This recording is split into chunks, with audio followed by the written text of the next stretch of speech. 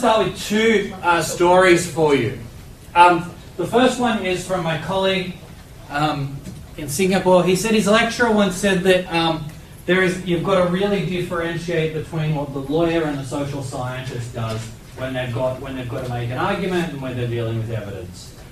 The lawyer wants his side to win, or her side to win.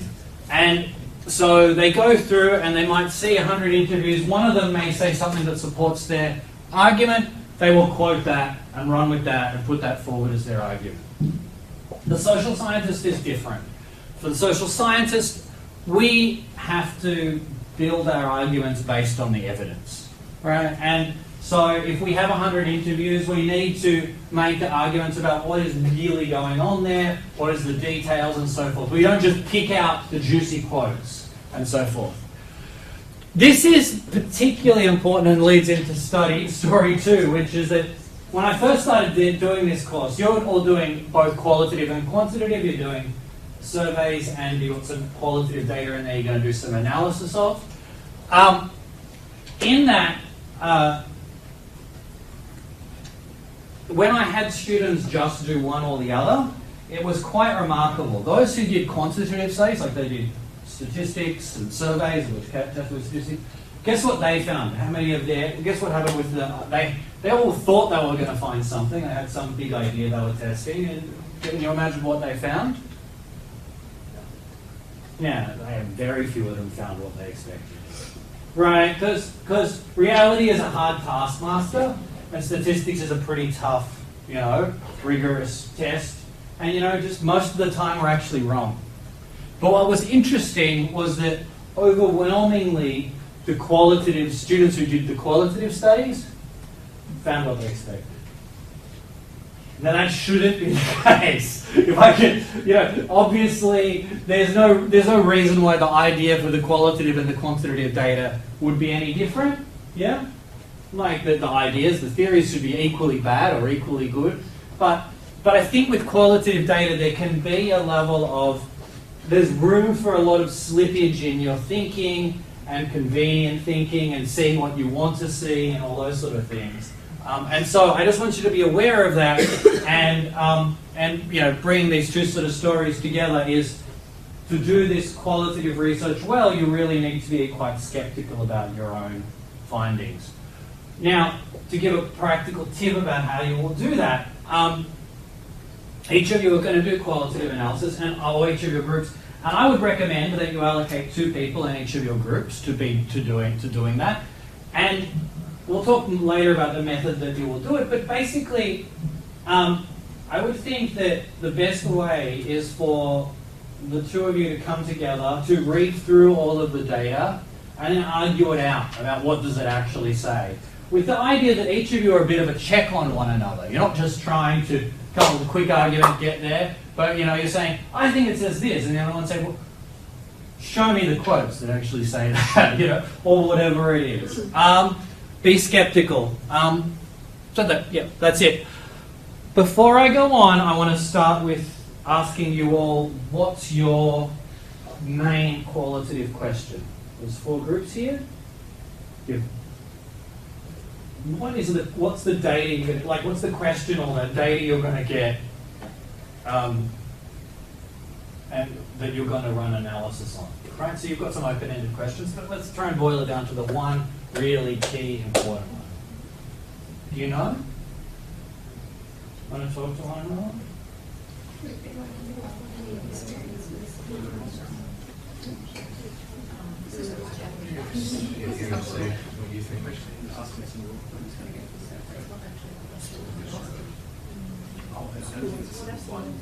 As in a specific question that we're asking within the survey? What do I mean? I mean,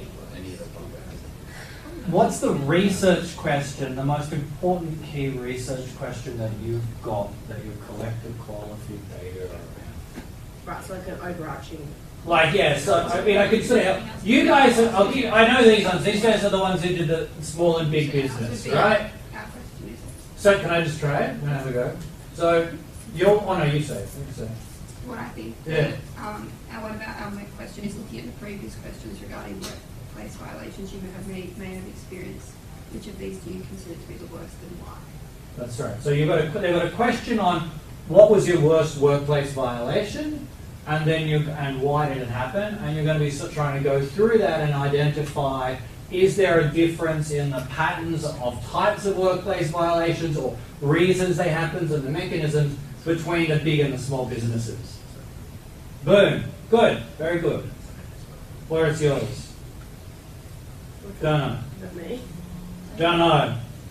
I think ours are kind of like a combined set of questions. So it's like asking what type of legal or illegal behaviour that these people engage in, and why do you think they engage in these behaviours? And you've got some open-ended questions around are our main ones. Yeah, very good. That's good. Okay.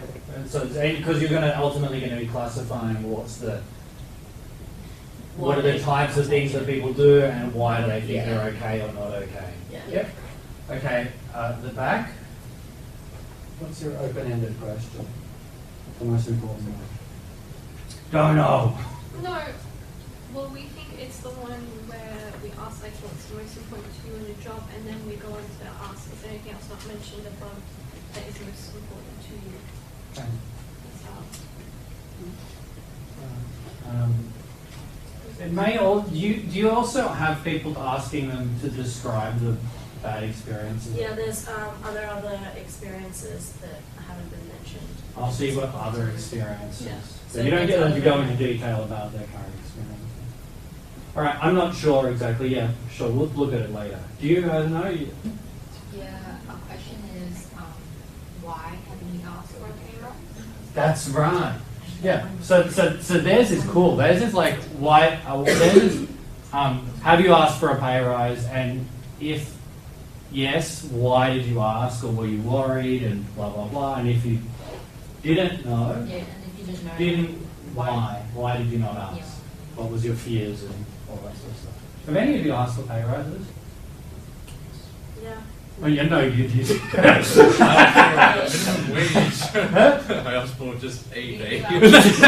Wasn't it? It was like you asked for pay, and then you actually asked, "Come on, mate." Yeah, I was like pay, and then I was like, "Oh, can I have like the minimum wage?" Come on, mate. I think that was the what was the argument? Come on, mate. Mate. All right. Very good. I just want you to keep those in mind as we go through this. Yeah? That's why I've got you to think, because I want you to think about your concrete qualitative data. Okay.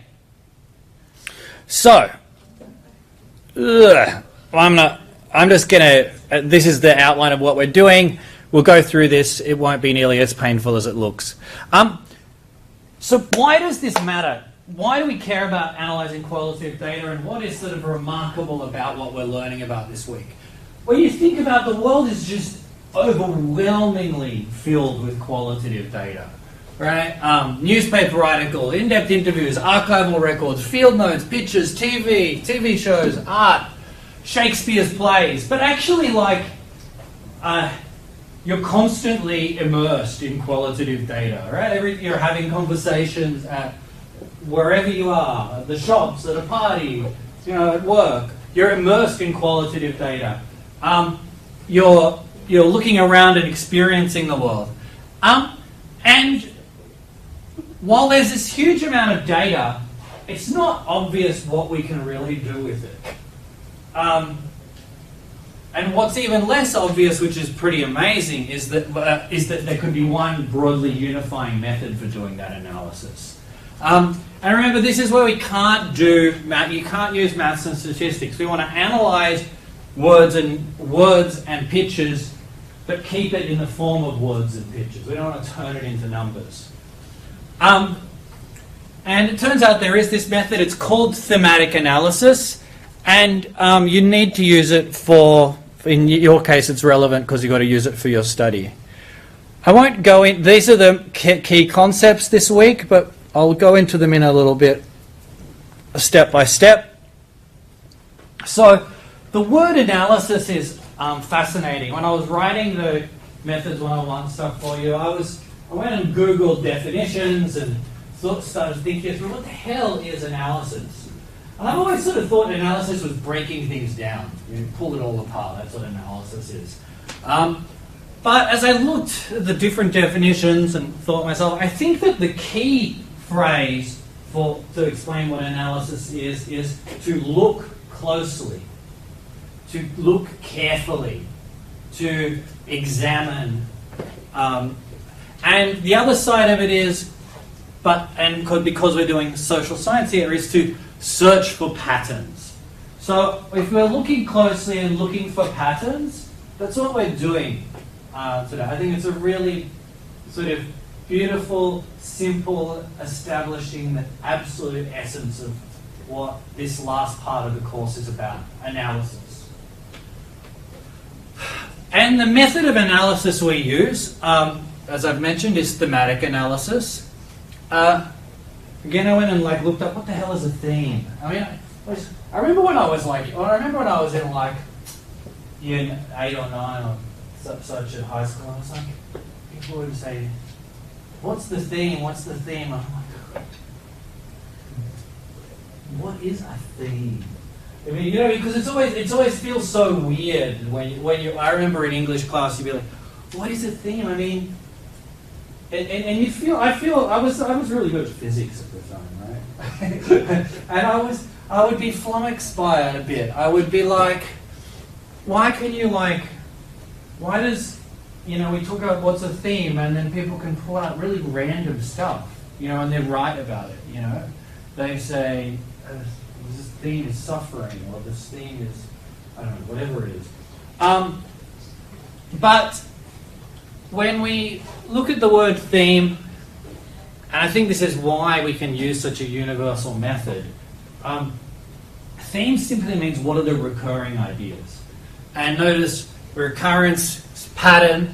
So when we say we're identifying themes, we're really identifying just the things that keep coming up again and again and again, ideas and concepts.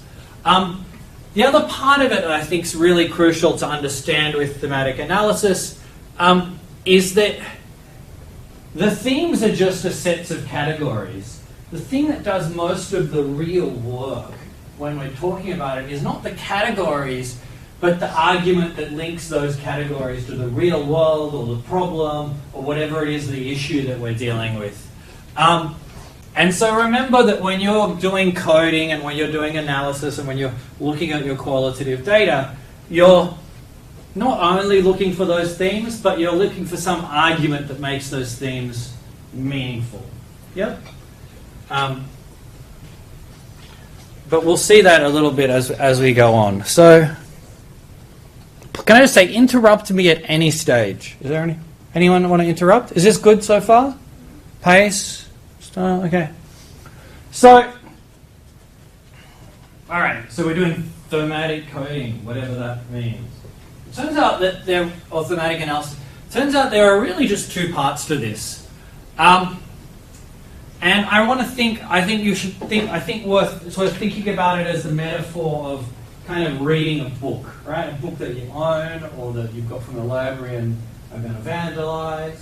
The key thing here is that as you're reading it, and if you're trying to analyze this book, there are two things you're going to do. You're going to go through and you start highlighting. You're going to start writing notes in the columns, on the outside of it, those notes, and then you may, if you've actually have some deeper thoughts, right? So you may actually go, what's going on here?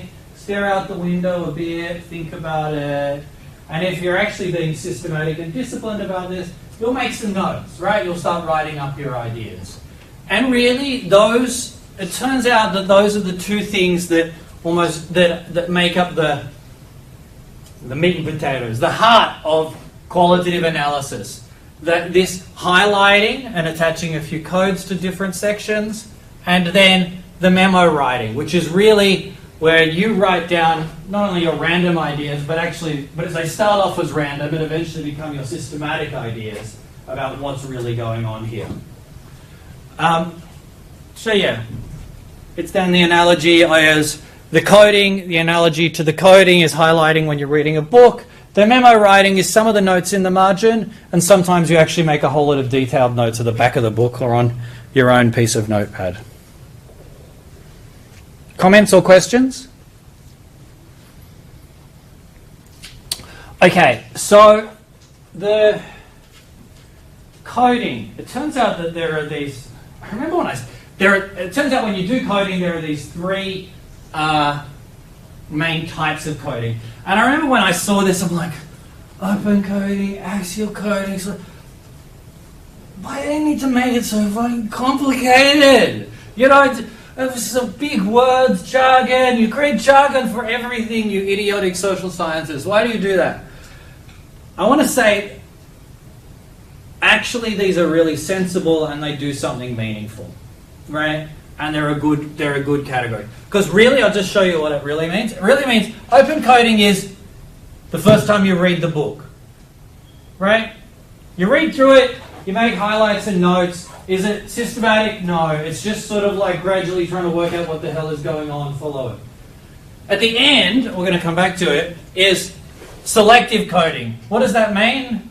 You pull out the quotes you're going to use in your report, right? So you're going to have 150 responses for your study, yeah? You have 150 responses for your study. You're going to do, all this data that's probably going to go for pages and pages. Sit there for half a day or a day with two of you doing the qualitative analysis, and it's all going to end up with about 3 quotes. Right, which each is about a sentence or 2 long. Right? That last bit is selective coding. Right? So, open coding, the first time you read the book and, just make your random notes. Selective coding, pull out the key quotes you're going to use. Fine. And then in the middle, this is the real work. This is where the hard work is. It's called axial coding, and it really involves 2 steps. One is to make a code book. So what you do is you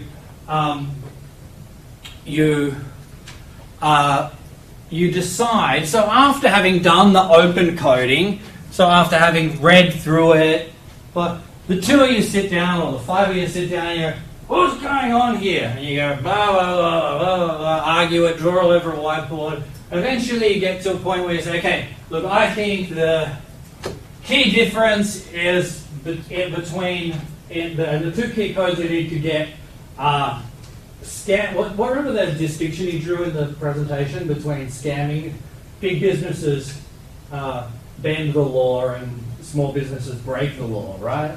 So they're going to be our 2 big categories as we go through it. Big bending and breaking of the law. You come up with that coding frame, those 2 codes. Let's say you just got 2 codes. Name of code, bending law. Name of code, breaking law. The definition means where you sort of make money by and undermine workers' conditions and make more profit, but don't actually break the law, like contracting out, Uber or something, I don't know. And then this one is actually breaking the law, like underpayment. And then you put some examples of quotes, Uber, underpayment. That will be your code book, and then you would go through and actually systematically code it. Right? You would go through and follow and actually code according to this code book. So that's that. I have to admit, right, like your data, the amount of data that you've got and also the amount of time that you've got, I don't expect super exact process of axial coding. It depends what you've got, but I don't want you to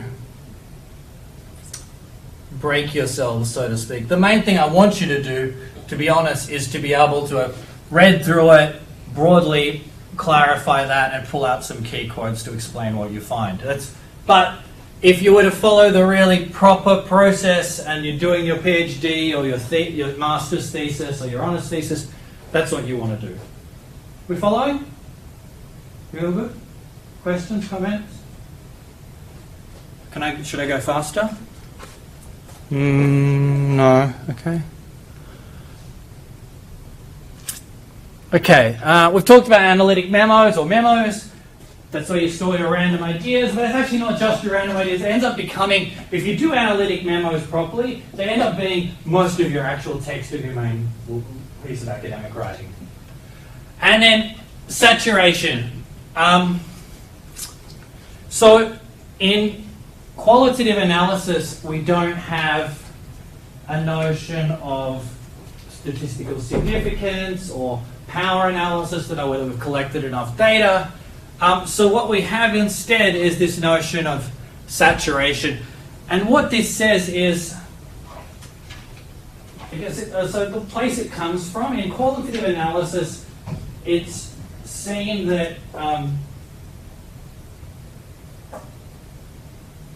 the work is to try and identify themes around a particular question, right? And the argument is that saturation occurs once you stop getting new themes. So a simple example would be, if I ask you, what method of communication do you use to communicate with your mum and your parents? Right? And if I started with one person, don't answer, right? But if I started with one person, he might say, I've got telephone, SMS, WhatsApp, SMS, phone. It's starting to get boring here. We're just getting the same answers all of a sudden. We kind of hit saturation at about that point. But most of our questions are a little bit more complicated than what do you use to communicate with your parents, but they might not be that complicated. It might be, let's take your example. Why did you ask for a pay rise? Or why didn't you ask for a pay rise? And fear, I'm paid really well.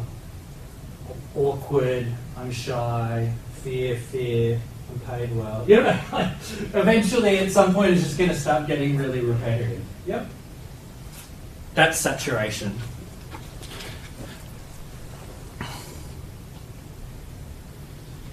Okay. The final phase is writing it up. How do you write up qualitative analysis? Turns out it's very straightforward. You pick 3 to 10 themes, boom. It's not a rule, but it's almost always true that it's 3 to 10 themes. They're also just subheadings. And for each theme, we broadly have just 3 parts to it. The subheading, the explanation, the quote. Yeah. Tables and figures. Sometimes you do want to turn your words into numbers, so sometimes you do, but I would generally discourage you from that, just to say. But sometimes you do want to turn words into numbers. I can give you an example. It's boring. But we'll see an example from the smoking. But generally speaking, one of the problems that undergrads have, like yourselves, is that you keep thinking you want to turn your qualitative data into numbers, right? But generally speaking, that's not what we want. The main thing I want to teach at that level with the qualitative analysis is about how you pull out themes, how you can talk about those themes. Because you've got to get the skills of doing that and not just saying, we had 5 people who said this and 3 people who said this and 10 people who said that. Yep.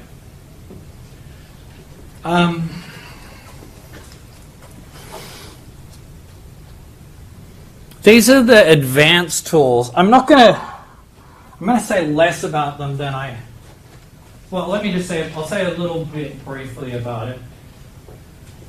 In many ways, the key distinction within qualitative analysis is between these first 2, right? A lot of qualitative analysis does what's called an inductive approach or inductive theorizing. Right, where, when I start asking you how you communicate with your parents, I don't know what your answers are going to be, but they start emerging, and from that the categories emerge. That's an inductive approach. That's not very theoretical, but it is one. And there are different ways of doing it. There are things that you'll learn about in other subjects or in readings, like ways of talking about this inductive approach, like successive approximation or grounded theory. That's particularly popular. But anyway, the point is that the theory emerges from the data. However, sometimes it's not like that. Sometimes actually you're engaging in some form of deductive theorizing where you have existing theories. You take Bourdieu's theory of social capital, or you have, I don't know, you've probably all got a few. You've got the theory of everyday resistance, right? You're sort of fitting your research into that framework, right? Well, when you're doing that, you are, and you're engaging in this analysis, often you will start off with the categories that come from, the themes and categories that come from, say, everyday resistance. But you will then, as you'll be engaging in a process where you're questioning those and adapting those to your particular situation. So a bit of an inductive approach.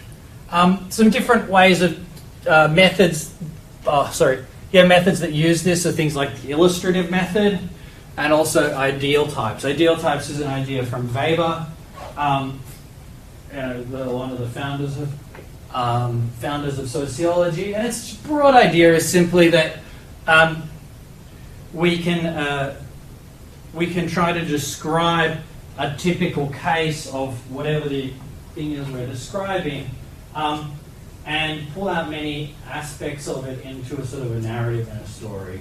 And I'll leave it at that, but the main thing for you to take away from all of this is simply that there is inductive, where the theory comes from the data, and deductive, where we have our theory and then we see how our data fits into it.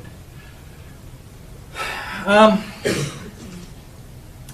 jump this one and just go to the last one. This last one, called narrative or sequence analysis, often it's also kind of case analysis. So let's say you're doing, an example of this might be, you do an analysis as a, why did the Hiroshima bomb get dropped? Right? Like in international relations, you're looking at the reasons that lead up to a particular point. Sometimes you can't, you will go and try and look at all the steps in a process and try and characterize them, and fit some sort of a narrative or sequence to, what are ultimately very random human events. That's an example. It's often just a case of inductive theorizing or deductive theorizing, but doing so across with some sort of sequence or time. Okay, the last one here, analytic comparison. This is simply the idea that sometimes you'll have, you could do it with if you imagine each of your survey responses as a case. Yep. And I'm sort of going to pick theirs because it's a useful example, but and each of them will have a series of, if we imagine it as a big table, right? We're sort of going in a quantitative direction here. We have a big table, and then we have a categorization of big or small or medium-sized business, and then we have a categorization of, experienced, what did you call them? Like illegal behavior or there's illegality and bending the law. Bending and breaking the law, right? And you have the bending and breaking the law. There's sort of like 3 columns. And then you're trying to look in that at whether there is a correlation between big business and bending and big small business and breaking the law. That's what that table that I described is called the truth table. Often with 150 cases, you'll just do statistics. But sometimes what you have, I once had a group, I realized there's a group of students about 10 years ago I had who did this, and I didn't know it was called the truth table at the time, but what they did was they put up about 10 different classical fashions, like blue jeans, little black dress, red lipstick, whatever it was.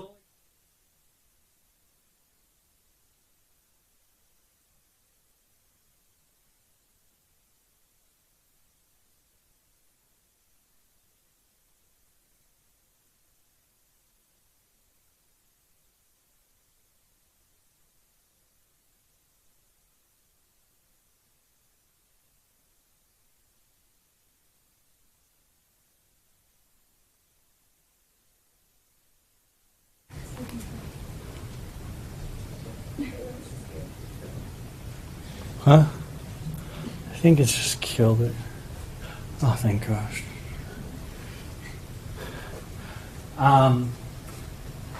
That's it. That's more classic example of using a truth table. Anyway, comments or questions? Okay, we'll come back to this. So, what I wanted to do now was go through the couple of parts of the website and just talk them through as examples.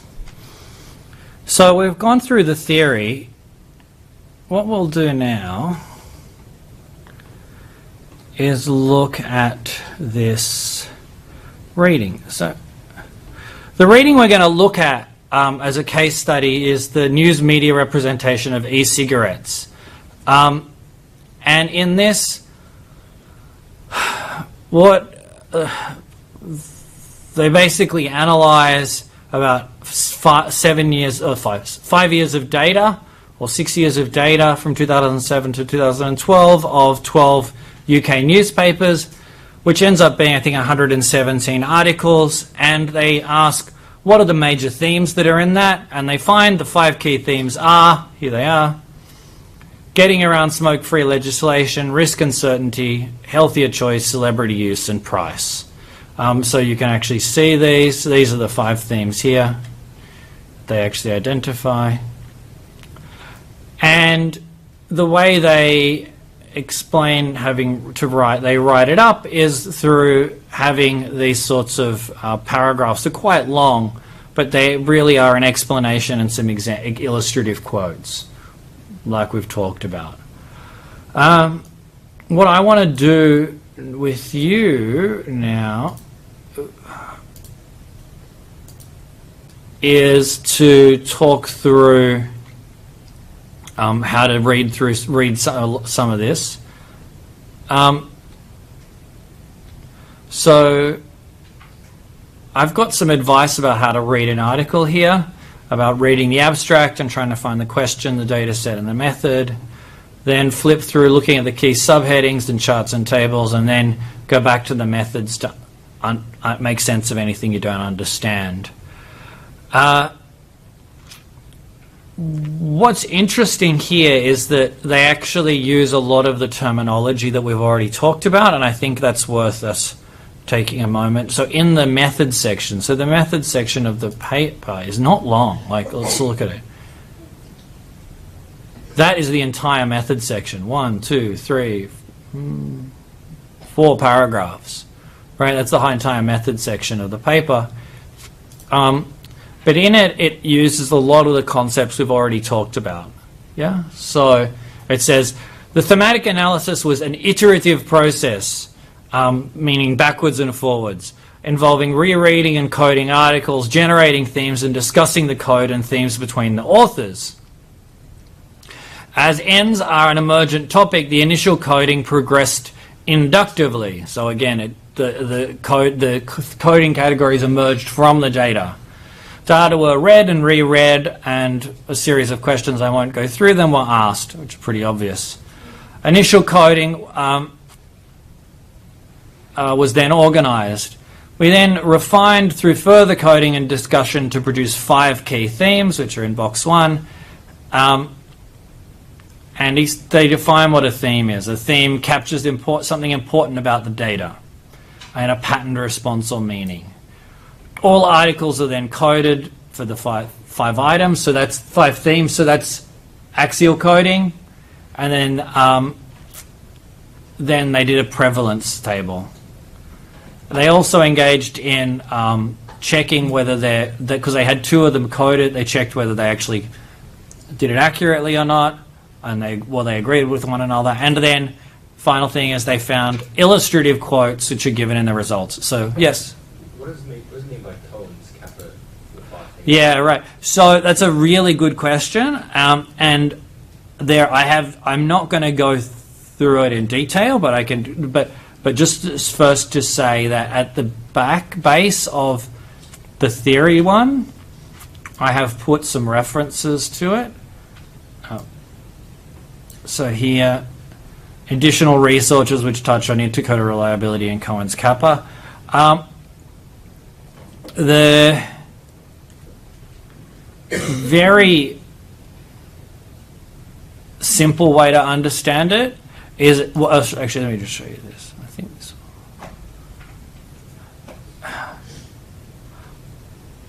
Look at this. It's this nightmare. I know, it's simple. What it basically involves is saying, not just how much did you and Melissa overlap in terms of the coding categories that the codes that you gave, but asking how much would you have expected that to happen at chance versus what it did happen at. So there's some sort of, it moves into statistics. And then, and it also codes the bits that you don't code and so forth. So being at a 1 means that it's good, that it's not. Yes, it's huge. It's great. It's basically, and that's right, it's basically a correlation and between 0 and 1, yeah. And between 0.8, 6 and 1 is huge. And so it's fine. The main point is it's fine. Yeah. No worries, that's fine.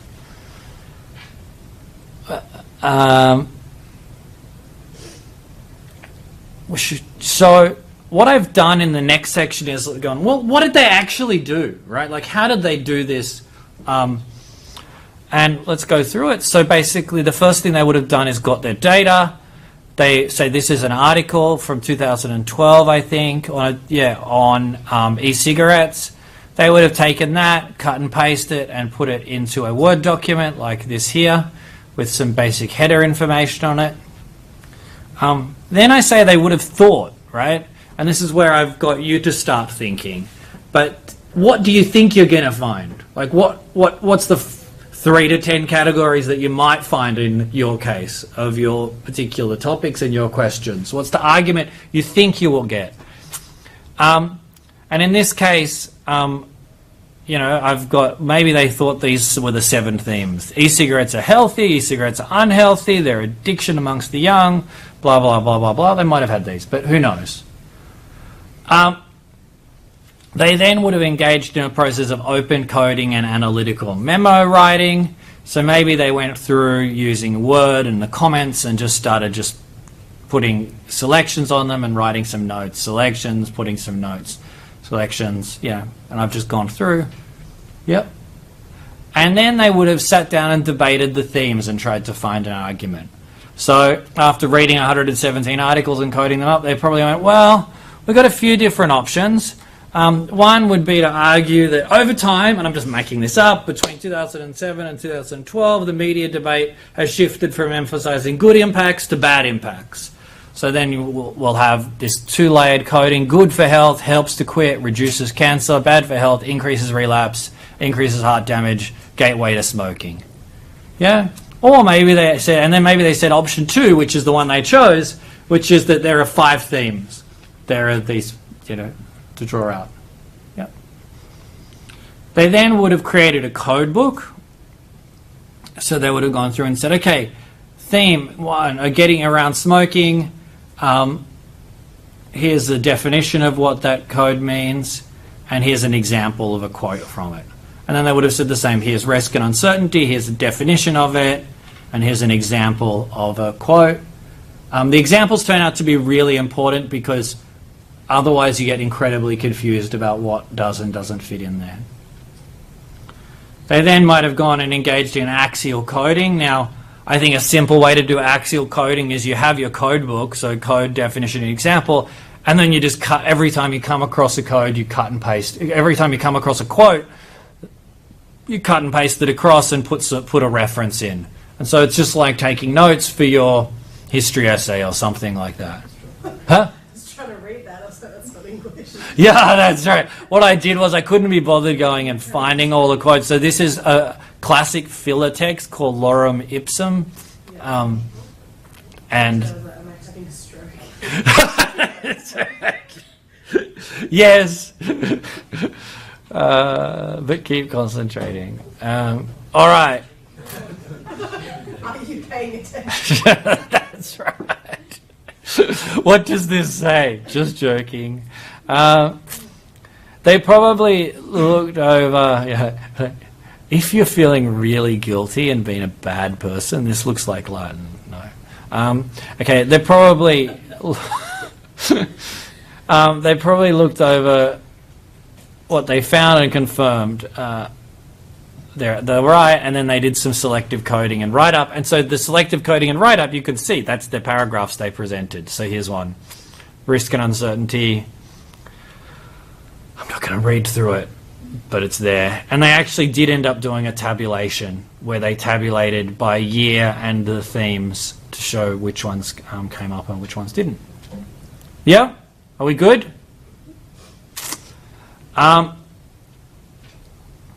I don't think, let me just see, I think, this one's not necessary, this is repetitive. But what I might just do briefly is show you deduce. You want to see deduce? Yes, the other group here. So if we go to deduce.com, this is, so you can do this, my recommendation, as I've said, is to just do this by using Word or Excel or something simple, but I know that after I show this to many of you, none of you will follow me, you'll all go and sign up for Deduce. But I'm just telling you, I'm happy to give yourself enough rope to hang yourselves, but I don't recommend it.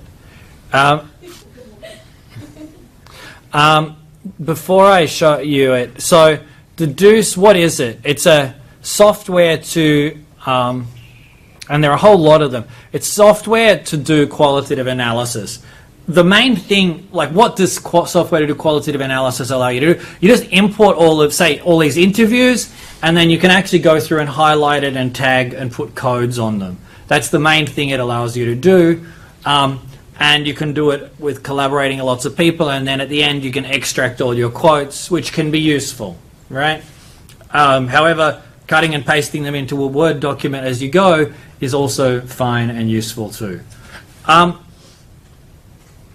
The qualitative analysis software, there are many different types, but the big ones are Deduce, Atlas TI, Max QDA, and InVivo.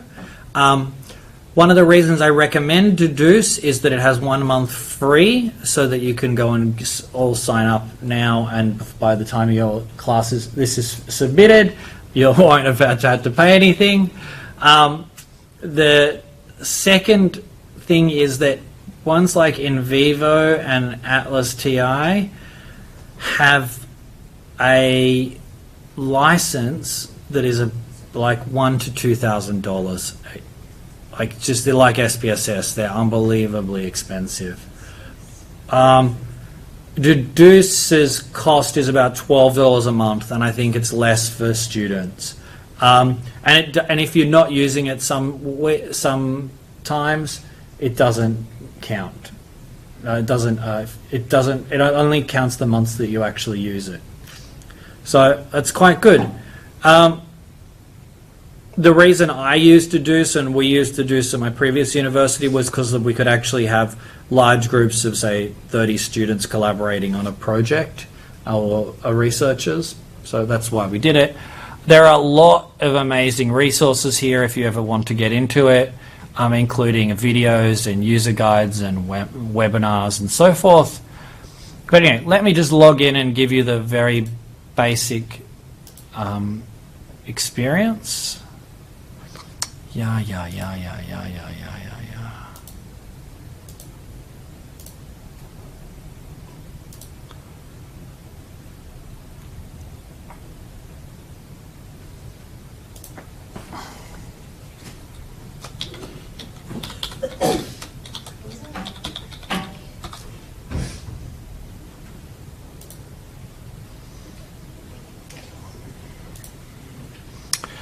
So this all looks very fancy and exciting.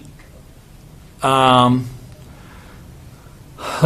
just go through the steps that you would go through to set up a new project. So say you went over here, you go to projects, and you'd go set up my new project, and we would call it big and small business. Okay, I'm just making up.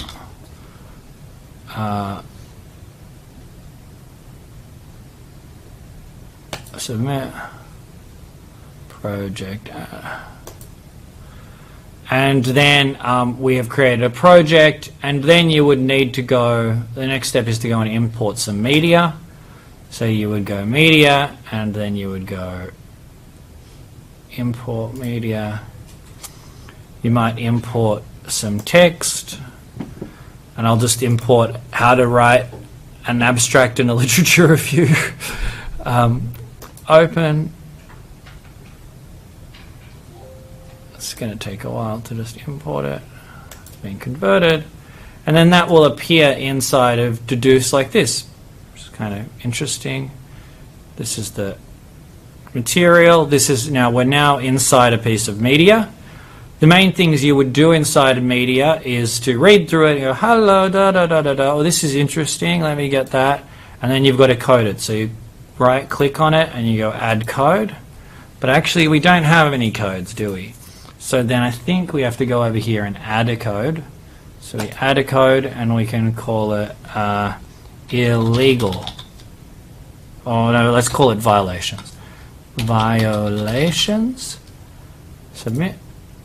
And then we'll make some daughter codes for it. So we can make 2 daughter codes. We can say violations illegal and what's our second one? It's illegal and no, it's not. Breaking the law and bending the law. Bending. Yeah. So we have breaking the law and bending the law. So we have these. We could then have a whole lot of types of bending of the law, you know, like fucking labor hire companies. Sorry. For example, labor hire. What happens if you swear now? What do you mean? I'll buy you a beer. No, I don't know. No, that's a good point. I shouldn't. Labor. I've been quite good. Labor hire companies, or you might say sham contracting. Right. Submit. Right. Blah blah blah. And then under illegal, we might have below minimum wage. Yeah. And what's the other one? What's another one? I don't know. Keep you in a cage. No, what else? What's another illegal? What illegal dodgy? What illegal? Who's worked at a cafe here? Small business. And what illegal dodgy stuff did they do to you? Oh, I worked 13 hours straight every week. Yeah, right. Okay, so illegal hours, no breaks. Right. Is that good? The argument was, oh, well, your lunchtime is everybody else's lunchtime, so you don't get to take one. You just, oh god, could have been so much fun. Yeah. Huh? So then you go through and say, oh, there's a labor hire thing, but actually, oh damn, look, I just put it on there and it hasn't done all the other codes, when really it should do all the other codes. So what you need to do is turn on up codes. Retroactive up code. Submit.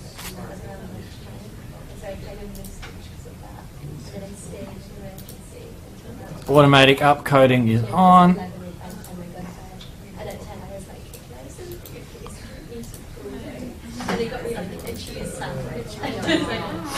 You got it, right? What did you say?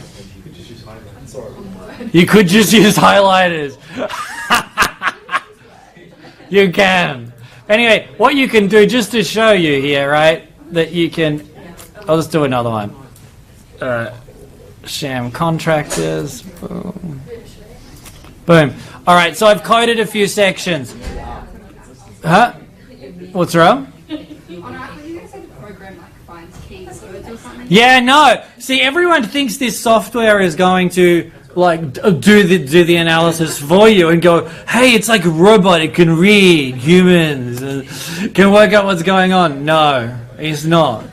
It doesn't do that. It literally just allows you to put tags on stuff. And then you can go to memo, or you can write memos, so you can create a new hello, this is my great idea, and sham contracting is bad, save, right? And then you can actually link that to, say, the sham contracting one. So let's say sham. Oh no, it's not allowing us to link it to. It's only linking to excerpts. Oh yeah, no, you can link it to the codes here. So link it to the sham contracting code and save it. So you have a note attached to sham contracting code. Does that make sense? Boom. And then you go excerpts, and then you can actually export these. No excerpts are found to export. Select all. Export. Boom, boom, boom, boom, boom.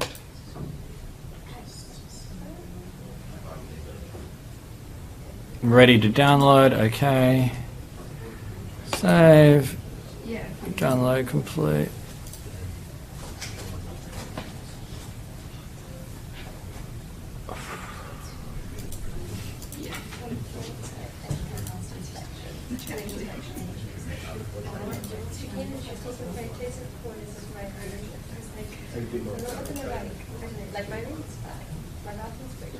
Oh, this has done it as an Excel file, but I'm going to change that. They either like,